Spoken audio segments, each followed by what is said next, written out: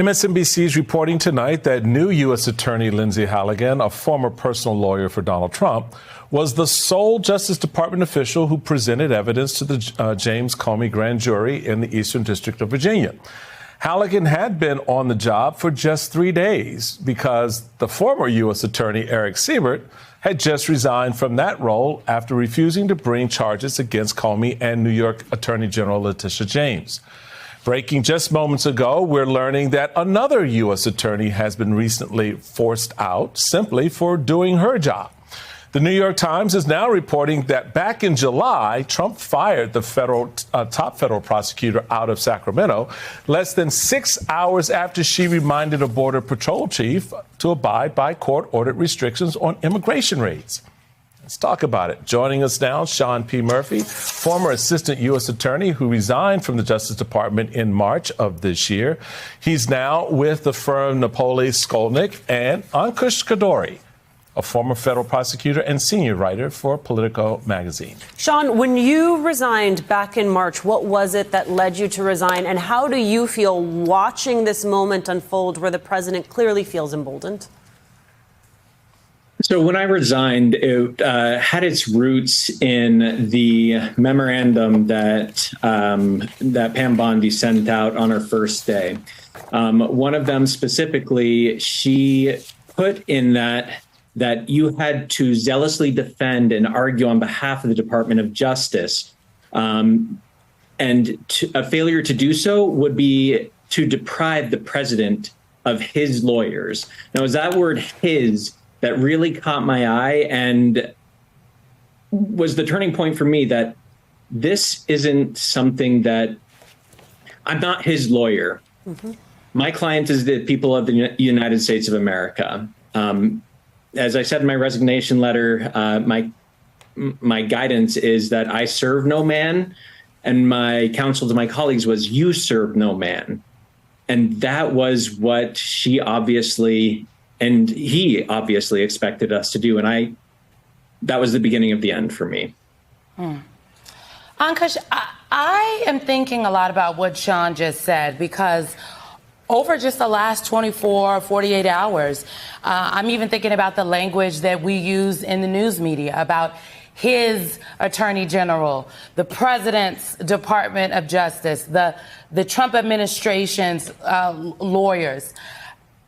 These are the people's lawyers, and the language that we use to describe what is happening can also color what people now believe to be commonplace and appropriate. And our own conversation about this could also run the risk of normalizing this very, not only concerning, but one could argue illegal behavior. Yeah, I mean, the tone here has really been set at the highest possible level. I mean, you see this from Pam Bondi on a regular basis, talking about her commitment to Donald Trump, how great Donald Trump is, how important the Justice Department is to achieving Trump's political goals. And that has trickled all the way down. And it's consistent with Trump's desire, which he broadcast all throughout the 2024 campaign, for the Justice Department to be much more directly responsive to him specifically, and an instrument for him to pursue his political adversaries, investigating and potentially prosecuting them, as he's now doing with Jim Comey. He talked about this all the time over the campaign trail, but you're right. I mean, we are seeing the realization of. One thing you hear from people who study authoritarianism or who have experienced its rise firsthand in other countries is that they've been genuinely shocked at how quickly the Trump administration is moving compared to other regimes. Earlier this year, The Guardian spoke to one political scientist who studied this at Harvard, who said Trump is throwing authoritarian punches at a much greater rate than any of these other cases in their first year in power. But we don't yet know how many of those punches will land or how society will respond. Usually, these kinds of autocratic incursions move more slowly and deliberately. For instance, in Vladimir Putin's Russia, it took 2 years before he was able to successfully bully a late-night comedy show that mocked him, called Puppets, off the air.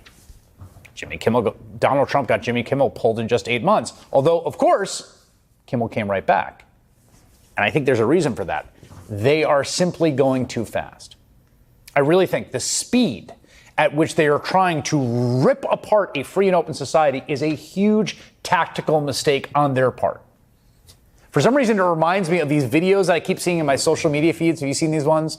Don't ask me why, but I'm obsessed with them. They're like computer simulations of various cars driving very fast over like 100 speed bumps.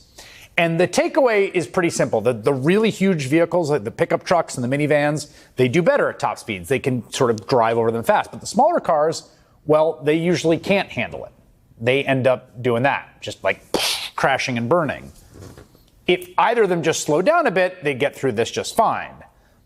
But I kind of feel like the administration is trying to do this like speed run over all the obstacles, just trying to like plow over for it. But I am also not so sure they can handle it at the speed they're going.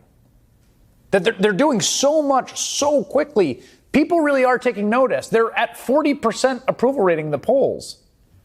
And they don't like what they're seeing. It was shocking to people, I think, across the political spectrum, to see Jimmy Kimmel yanked off the air after a mafia-style threat from an administration official, or to see James Comey indicted. It's jarring to see mass secret police forces or military troops on American streets. It's not creeping authoritarianism subtly taking hold while no one is looking. They're just doing it in front of all of us. So the backlash has been real. And Disney bringing back Kimmel is an example of how that backlash has power too. It may just be the case that one advantage for the people who so deeply want to defend American democracy and freedom is the reckless speed the Trump administration is going, because they don't actually have the public behind them. What they're doing is genuinely scary. It's genuinely dangerous, but is also... Sean, I have to just start by saying thank you, man, for standing in the breach. And the last thing you said about that moment where the words hit you and struck you, and you realize, no, I'm not your lawyer. I'm the people's lawyer. And that idea, as well as the ideal it represents in why you chose to go into the Department of Justice, why you wanted public service, is, I suspect, what animated a lot of your colleagues there. So they find themselves as prosecutors in this moment, I think, both a little bit afraid and a little bit pissed. They have to contemplate with each turn, do I resign or do I stay? And if I stay, how much more of this will I take? Walk us through that process to help us understand better what your colleagues who are still there are thinking and going through as they see this cavalcade of incompetence come and take charge of the work that they valued and put so much of themselves into, watching it basically be, wasted, if you will. I have another way I could say that, but I won't. And undermining their work, undermining their service. Speak a little bit to that, if you could. Absolutely. It's incredibly frustrating. I can remember how it felt for me when I was still with the Department of Justice, how frustrating it was that I was expected to swear allegiance to a man, and that's not something I would ever do. And we may talk about this, but I know you mentioned the U.S. attorney that was fired for doing her job. Mm-hmm. So I'm thinking of an airline pilot, and he gets in a plane and he looks at a map and then he takes off. And then, he's in the air and he's not looking out the window. He's not looking at anything. He's just kind of on his phone, maybe. And someone says, "Hey, you want to look at a map? Make sure we're still going in the right direction." He's like, no, I'm good. I saw the map once, and that's all I need. Like, why would an acting U.S. attorney not be well within their rights to remind someone to follow the Constitution? Listen closely, because what you're seeing right now is not normal, and it's not just some minor DC drama. This is a president treating the Department of Justice like his personal law firm, firing prosecutors who refuse to kneel and installing personal lawyers to go after his enemies. You don't have to squint to see what's happening. It's right in front of you. US attorneys are sworn to serve the public, not to be Trump's hired guns. And yet, anyone who dares to remember that is being shown the door. That's how authoritarian systems are built. Loyalty tests first, purges second, and then the weaponization of the courts. You're being told that this is all law and order, but what it really is political revenge dressed up as justice. Even a late-night host gets yanked off the air after a threat. That's not democracy, that's mob tactics. People who have studied autocracies warn about the slow creep over time. Trump is doing it at warp speed and daring you not to notice. Don't normalize this, don't shrug it off. This isn't just about James Comey or Jimmy Kimmel. It's about whether the law still belongs to you or to Donald Trump.